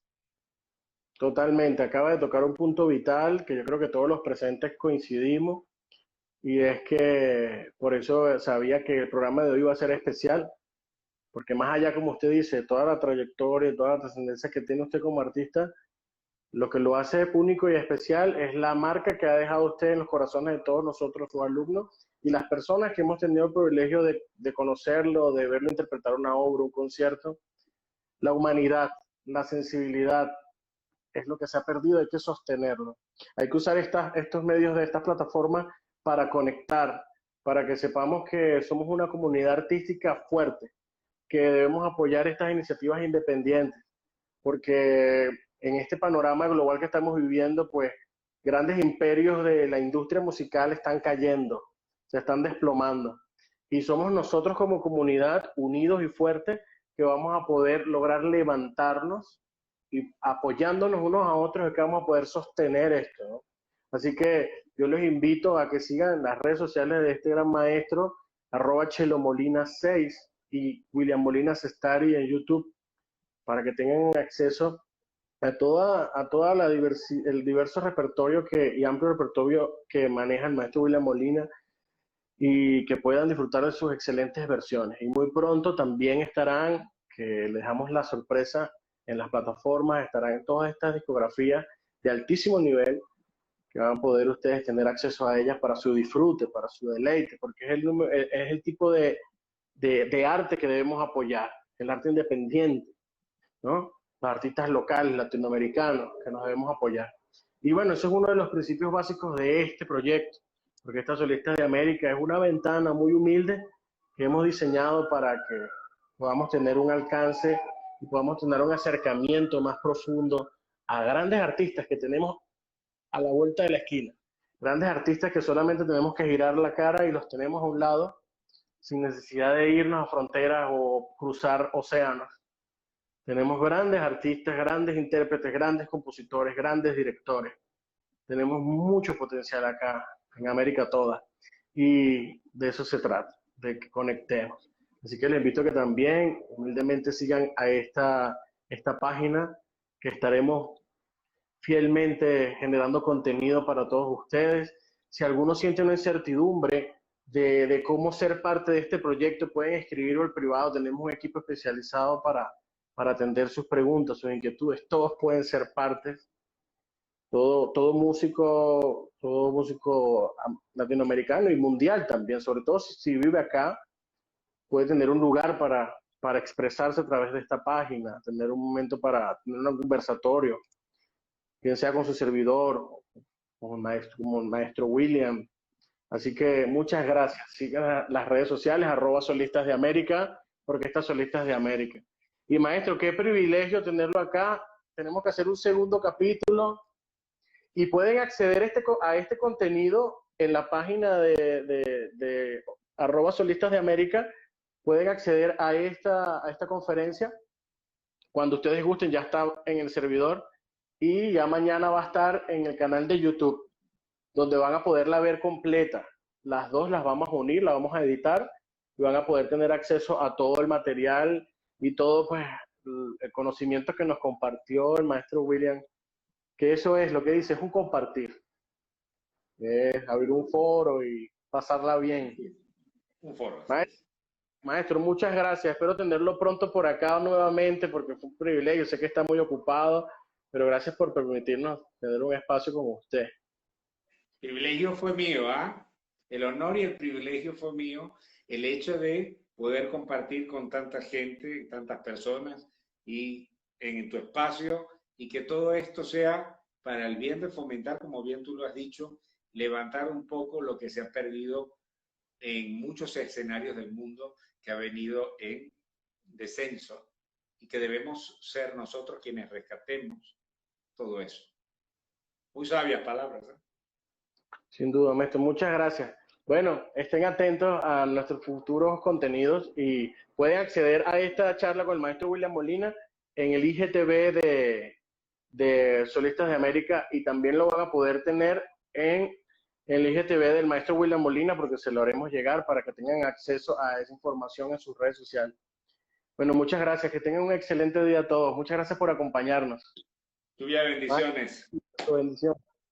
Lluvia de bendiciones para todos. Un abrazo.